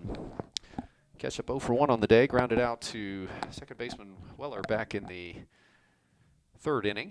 Here comes the 0-1. That one's going to miss outside and low, 1 ball, 1 strike. So congratulations to the Lipscomb Bison's basketball team, an 81-66 winner over Central Arkansas today on Senior Day, next door at Allen Arena. That swung on and tapped foul. And that'll conclude the regular season for the Bisons. They'll start play in the Atlantic Sun Conference Tournament this week. I'm sure that schedule will still be determined. First round games happen on Tuesday, so we'll keep you posted on what we hear on that. Counts a ball and 2 strikes on Caleb Ketchup. And he swings and taps that in the air towards right field. Right fielder Funk's going to take a couple steps back. He's going to camp out under it, and he'll glove it for the first out of the inning. That takes us back to the top of the order in Maddox Houghton. Maddox grounded out in the 1st and then doubled just inside the left field line back in the 4th. One of only 2 Bison's hits on the day. And he'll bat now with 1 out and nobody aboard in the bottom of the 6th inning. Maddox now batting .312 on the season. He's got 1 home run and 4 RBIs. And checks his swing. They asked, did he go? First base umpire Ben Wood says he did not, so it's 1 ball and no strikes. Again, same 2 teams here tomorrow. 12 noon Central Time start time. 12 noon Central Time for the final game of the Music City Classic and the second game between these 2 teams. That one's through there for a strike, ball and a strike. We'll invite you to join us on the broadcast. We'll have it here on YouTube Live. Come on out to the ballpark if you can. It's Fleece Blanket Giveaway. The first 100 fans will get a Lipscomb Bison's logo blanket. That's going to catch the outside corner for a ball and 2 strikes. It's also Kids Run the Bases Day. I don't know how they define kids, but if you're a kid or you consider yourself a kid, you can come out and run the bases after the game tomorrow. So might be a good way to warm up after a chilly day at the ballpark. We're expecting it to be a little bit warmer tomorrow, but no precipitation in the forecast. Here comes the 1-2. That's going to stay inside and high, and it'll be 2 balls and 2 strikes to Maddox Houghton. Mason Lundgren waits on deck. Expect that the Bisons will start Ike Buxton tomorrow on the mound. Buxton, the sophomore right-hander, coming off an outstanding start last weekend, and Maddox is going to swing through that one. Did not get a piece of it, and he'll be retired for the 2nd out of the inning. And that'll be the 6th strikeout of the day for Logan Evans. Again, hasn't walked anyone, has given up just 2 hits. So tip your cap for an outstanding pitching performance. First year as a starter for this transfer from Penn State, but Coach Mike Bell has got to be pleased with what he sees out of his sophomore right-hander thus far on the season, making his 2nd very strong start after going 7 innings in his first start last weekend and picking up a victory. And he is in line to do so again here today, unless the Bisons can stage a major comeback. That one misses down low to Lundgren. Lundgren's 0 for 2 on the day. He's grounded out to second and grounded out to third. Batting .312 on the season. Takes that one on the corner again. Good location. So you may see Evans miss with a pitch here and there, but then he tends to come right back and really works the corners. He has stayed out of the middle of the plate. He's worked on the inside and the outside corner of these Bison's hitters and also thrown a very effective slider and kept them off balance. And that one's going to miss downstairs for ball 2. 2 balls and 1 strike. Trace Wilhoit waits on deck. Evans started and has gone all the way. 5 2/3 innings so far, but just 2 hits surrendered. Here comes the 2-1. That's like he took something off of that one, but it stayed outside. 3 balls and a strike. No activity in the Pitt bullpen. Again, early in the season, but Evans' pitch count only at 68 so far, and the Panthers playing their 3rd game of the weekend. I'm sure they'd love to save the bullpen here, and that's going to be the first walk of the day surrendered by Evans. So I must have jinxed him after talking about his control. He puts Lundgren aboard with 2 outs, and that'll bring up Trace Wilhoit. Wilhoit struck out twice. He's had a tough day so far against Evans. The Panthers used only 2 pitchers in the first game today, so the bullpen should be available for Coach Mike Bell. So 2 outs and a runner at first. Pitt leading Lipscomb 13-0, and Trace Wilhoit stands in, and he looks at one that'll stay downstairs for ball 1. Trace still looking to get on track here early in the season. 2 hits and 16 trips so far, but young man that the coaching staff is very high on. So he's been one of the top hitters all spring for the team, and I think it's a matter of time before he'll get in a groove. He takes that one inside. It'll be 2 balls and no strikes.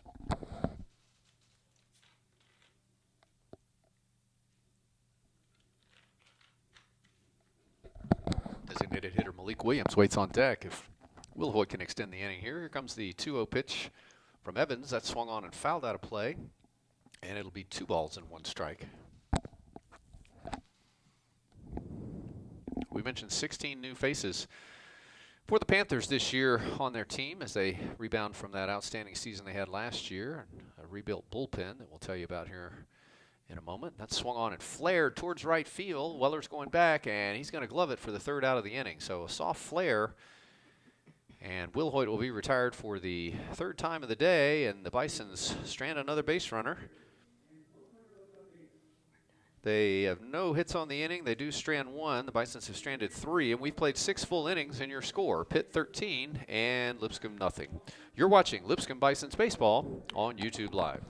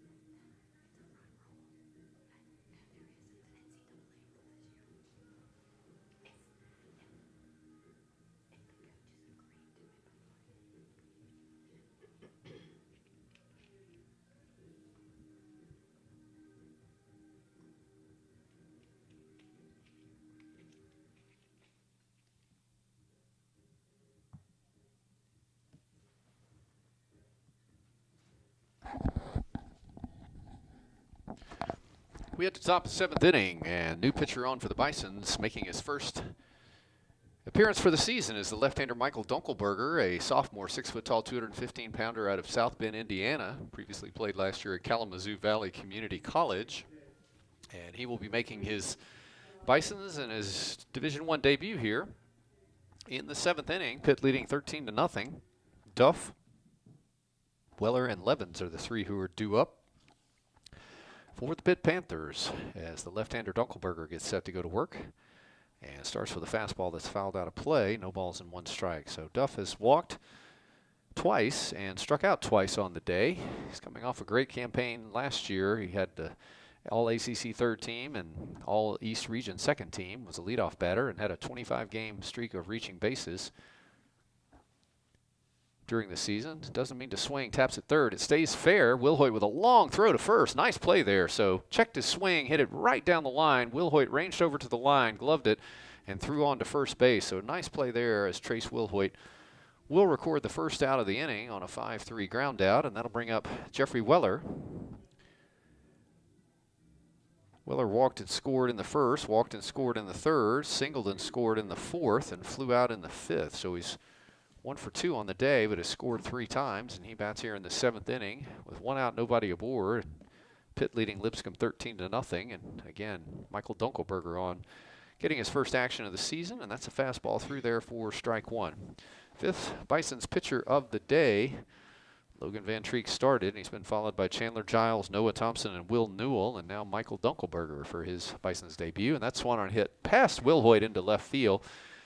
Hit sharply, it's rolling all the way to the wall, and Weller's going to cruise into second easily with a double, and that'll be the 12th base hit of the day for the Panthers. So that one was hit right down the line. Nice piece of hitting by Weller. He'll have his second hit of the day, and that'll bring up the designated hitter. Actually, no, I believe we're going to have a pinch hitter here. This looks like this is going to be John Overbeek, freshman, who's going to bat, number 17.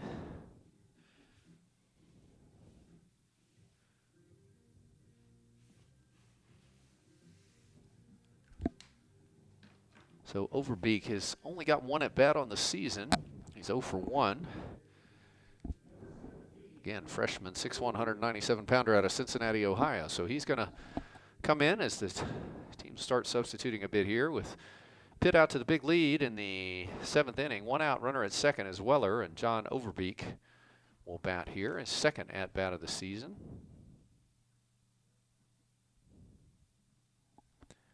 And he looks at a fastball that just misses. It'll be 1 ball and no strikes. Again, the Panthers with 13 runs on 12 hits on the day. The Bison's only 2 hits on the day, and they have yet to cross the dish and post a run. And we're playing here in the top of the 7th inning, and we're due a 1-0 pitch to Overbeek. That's a breaking ball that's going to stay inside. 2 balls and no strikes.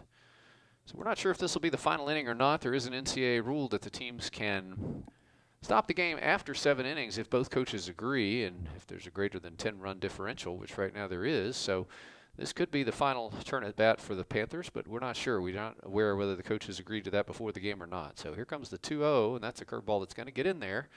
2 balls and 1 strike. Left fielder Hess would be next, but again, we're starting to see a lot of substitutions, and it looks like indeed someone else may bat for him. So we'll keep you posted on that possible substitution. Here comes the 2-1, and he swings and fouls it back to the screen, 2-2. Took a big hack at that one. And it'll be a 2-ball, 2-strike count. Again, we'll catch you up to speed on some of the scores of teams around the area, as well as some of the Atlantic Sun Conference teams. We mentioned earlier Kennesaw State has beaten Fairfield 4-3, and Tennessee beat Iona 29-0 today. Here comes the 2-2, and he swings through a breaking ball for strike 3. So first strikeout of the day for Dunkelberger, second out of the inning, and it does look like we're going to have a pinch hitter here. This is Dom Popa, number 6, a sophomore outfielder out of Pittsburgh. Another transfer from LaSalle, I believe. And so Popa will come on and bat for Hess.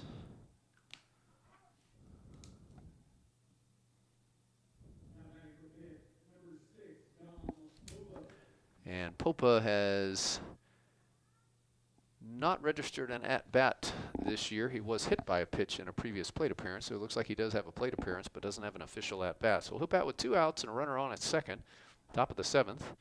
And Dunkelberger's pitch will miss high for ball 1.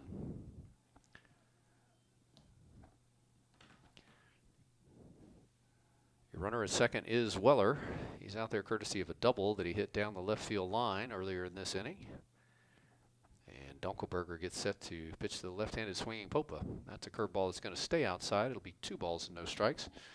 A couple other scores on ASUN teams. Central Arkansas leading Southern Illinois 5-4 in the bottom of the 6th. Middle Tennessee has beaten Ball State 1-0. Southern Miss on top of Jacksonville State 5-1 in the 9th. Austin Peay has beaten Bowling Green 9-0. Ohio leads Eastern Kentucky, or is tied rather, 6-6 in the bottom of the 7th. And that one just misses off the plate. Didn't get the call. And so the count will go, I believe, to 3 balls and no strikes. Scoreboard has only 2-0, but I have 3 in my scorebook, so we'll see which one of us is correct here. A couple other scores. Troy leading Jacksonville 5-3 in the bottom of the 9th. Liberty has defeated Winthrop 8-1, and Connecticut has beaten North Florida 11-0. Here's the pitch. And unfortunately, I was correct. That is ball 4, as Popa will trot down to first base. First walk of the day for Dunkelberger. And that'll bring up C.J. Funk, the right fielder. Funk had a 2 RBI single back in the 1st. He walked and scored a run in the 3rd. He struck out swinging in the 4th, and he walked and scored a run in the 6th inning.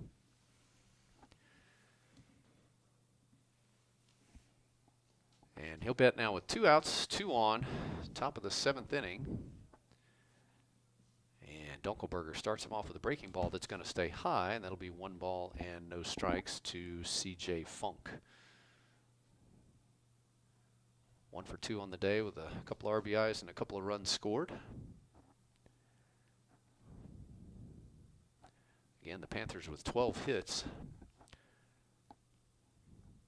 Here comes the 1-0. That's going to be in there for a strike. 1 ball and 1 strike. One of the things that has helped the Panthers is 8 free passes issued by the Bison's pitchers. A total of 8 walks on the day, as well as a wild pitch and a couple of hit by pitch. So 10 free trips to first base, and that's going to be a tough one to overcome for any team. He hits that one foul, and that'll make the count 1 ball and 2 strikes on C.J. Funk. Logan Van Treek started, went the first 2 1/3. Chandler Giles faced 4 batters in the 3rd, and then was relieved by Noah Thompson, who went 2 2/3. Will Newell went an inning, and Michael Dunkelberger is now on to pitch the 7th as the 5th Bison's pitcher of the day. Logan Evans has gone all the way for the Pitt Panthers. I do see a little activity in the bullpen, but I'd have to think he's probably going to come back out to the bottom of the 7th, and he swings and hits this one in the air towards center field. Houghton coming on, can't field it. It's going to get behind him, and that's going to cost a couple of runs here as Weller will score. Popa will come all the way around from first, and cruising all the way to third base will be C.J. Funk, and looks like they're going to score that as a base hit all the way. It was a line drive hit off the end of the bat. Houghton came in, tried to make a diving play. It got behind him and rolled all the way to the wall, and so they're going to score that, I believe, as a triple. And that'll bring a couple more runs home, and that's going to extend the Pitt lead to 15-0. And batting now with 2 outs, we've got another pinch hitter. This looks like number 33, Jack Anderson, a junior from Mars, Pennsylvania, in the State College of Florida. So Anderson is going to pinch hit here for Bryce Hewlett. Swung on and hit into right field for a base hit. So Anderson, first pitch swinging.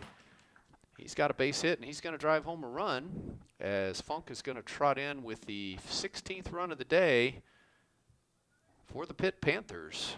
And so Anderson didn't even have time to get his statistics looked up. It was his 3rd hit on the season. And Johnny Long is going to stand in. He is the catcher, and we do have him on the day. He has doubled, struck out a couple times, and hit into a fielder's choice. Does have a couple RBIs, and he takes a pitch inside from Michael Dunkelberger. That'll be ball 1. That's 14 hits on the day for the Panthers to go along with the 16 runs that they have. again, give them credit. They've put good swings on and put the ball in play and hit with runners in scoring position and done all the things you have to do to be successful. He swings through that one, and that'll even the count at a ball and a strike. Franks is the scheduled on-deck hitter. If Long can extend the inning, and he swings through an off-speed pitch there, and the count will go to 1 ball and 2 strikes. 1 ball, 2 strikes. Runner on at first is Jack Anderson, pinch hitter who just drove in a couple with an RBI base hit. Here comes the 1-2. That's going to miss inside and low. And it'll be 2 balls and 2 strikes.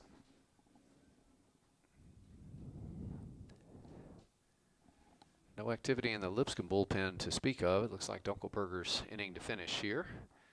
Here comes the 2-2. Curveball's going to stay high, and that'll make it a full count now. 3 balls and 2 strikes. Again, Frank's due on deck. 3 balls, 2 strikes, 2 outs.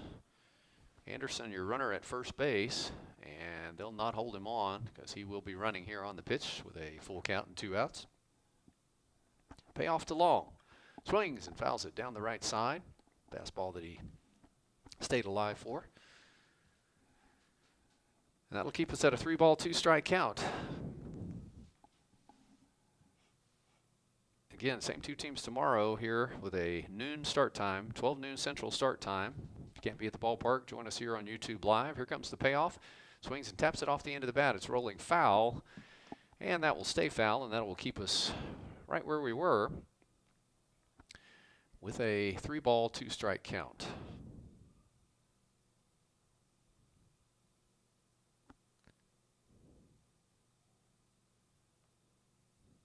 So 3 balls, 2 strikes, 2 outs, runner on at first.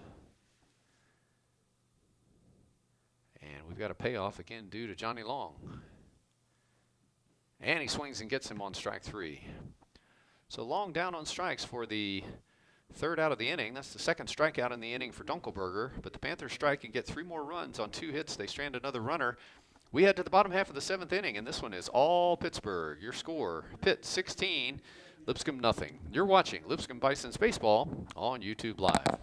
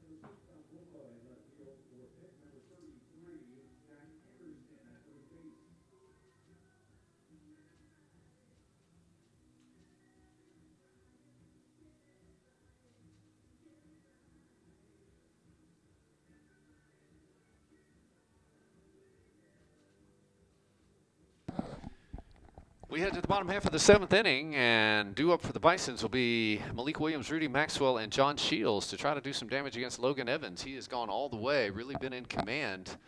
6 innings pitched, only 2 hits, walked 1, struck out 6, has thrown just 76 pitches through those first 6 innings. And so the Bisons will see if they can try to scratch something together here in the bottom of the 7th, starting with Malik Williams. We mentioned that the Bison's women's basketball team next door to Allen Arena, and they are currently tied with Central Arkansas 42-42 with 3 minutes 33 seconds left in the game. So we send best wishes to Coach Sumsky and her team next door as they try to close that one out.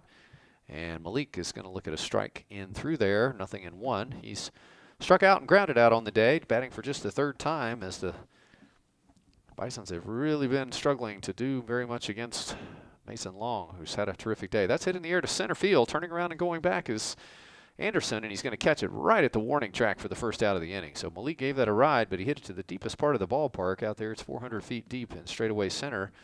And a cold day, the ball just died out there, and Anderson was able to run it down for the first out of the inning. So Rudy Maxwell will be in there. Rudy grounded out back in the second and flew out to center in the fifth.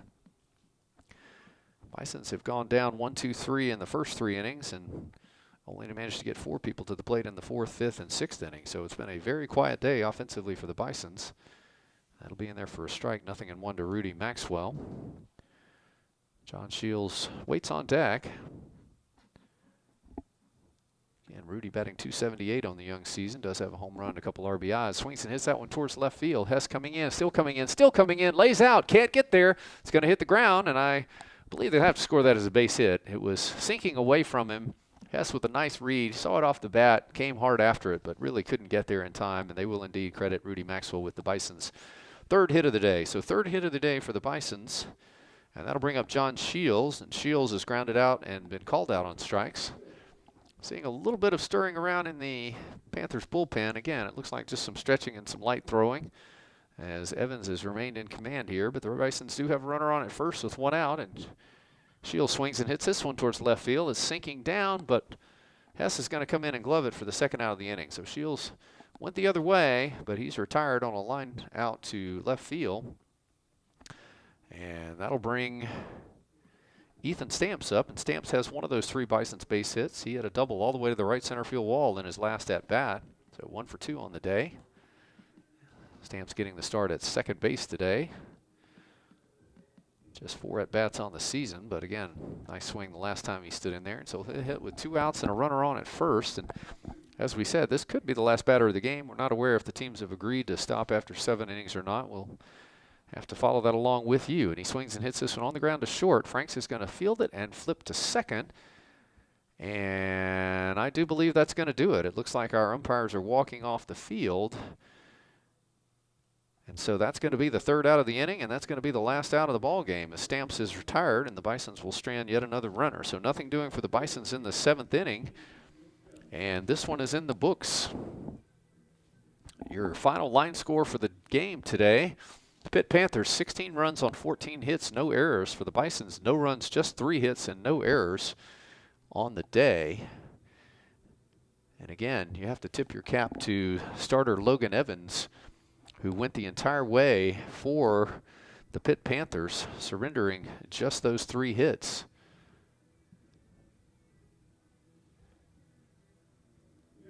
He winds up with a final stat line of 7 innings pitched and 3 hits surrendered. He walked 1, struck out 6 through just 81 total pitches to get through those 7 innings.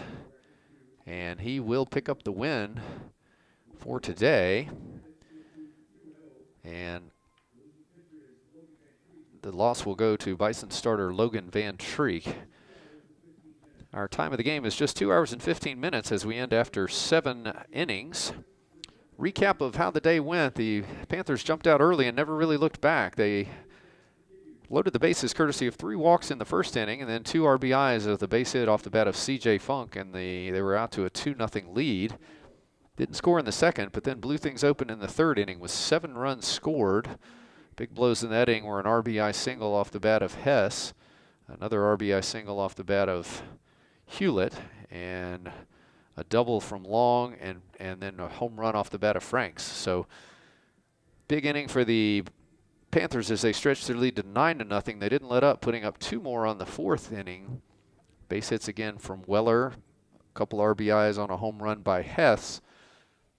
And it had gotten blown open at that point with an 11-0 lead. Panthers continued to tack on. In the 6th inning, they added 2 more. They added 3 more in the 7th. Meanwhile, the Bisons could just muster 3 hits on the day. Again, as Logan Evans, with a masterful pitching performance, really kept the Bisons at bay, surrendering only 3 hits on the day, giving up just 1 walk and striking out 6.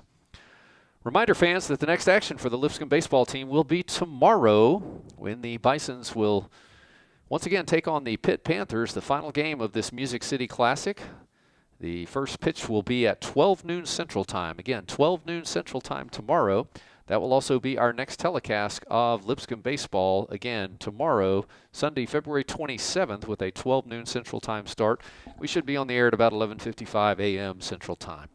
Our special thanks go to Lipscomb Athletic Director Philip Hutchison, to Associate Athletic Director for External Relations Brent McMillan, Assistant Athletic Director for Communications Kirk Downs, and Assistant Director for Athletic Communications Hannah Jo Riley. On behalf of our entire crew today here at Dugan Field, this is Doc Allen saying thanks for your time this time, and until next time, so long.